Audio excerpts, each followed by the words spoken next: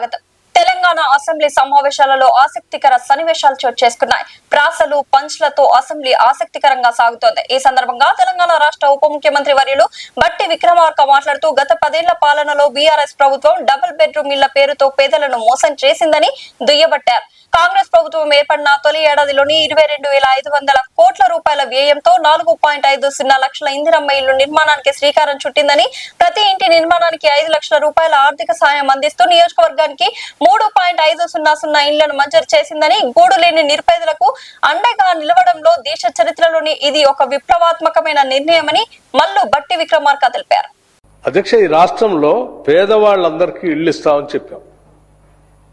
మీరు 10 సంవత్సరాలు ఆనాటి ఇందిరమ్మ ఇల్లు ఇచ్చేటప్పుడు ఒక గదే ఇస్తా ఉన్నారు. ఆ ఒక గదిలో ఆ కొడుకు వస్తే ఆడబడుకుంటాడు, అల్లుడే వస్తే ఆడబడుకుంటాడు, బర్రె ఆడగట్టేస్తాడో గొర్రె ఆడగట్టేస్తాడో అని మాట్లాడి మేము వచ్చిన తర్వాత డబుల్ బెడ్రూమ్ ఇళ్ళు అందరికి ఇస్తామని చెప్పారు. అధ్యక్ష, 10 ఏళ్లు చూసాం. ఎక్కడైనా డబుల్ బెడ్రూమ్ ఇల్లు ఇచ్చారా అధ్యక్ష? ఉదాహరణకి అక్కడక్కడ ఏదో ఒక శాంపుల్ కొన్ని ఇల్లు కట్టేసి అట్లా వదిలేశారు తప్ప ఇవ్వలేదు కదా అధ్యక్ష.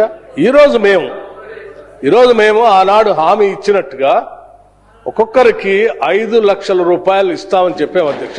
చెప్పటమే కాదు, మొదటి ఒకటే సంవత్సరంలో 4,50,000 ఇందిరమ్మ ఇళ్లని ఒక్కొక్క నియోజకవర్గానికి 3,500 ఇళ్ల లెక్క చొప్పున 22,500 కోట్ల రూపాయలతో పేదవాళ్ళకి ఇందిరమ్మ ఇళ్లు కట్టిస్తా ఉన్నాం అధ్యక్ష. ఇది దేశ చరిత్రలో ఏ రాష్ట్రంలో కూడా ఇంత పెద్ద ఎత్తున పేదవాళ్ళ కోసం ఇందిరమ్మ ఇళ్లు కట్టించినటువంటి పరిస్థితి లేదు అధ్యక్ష.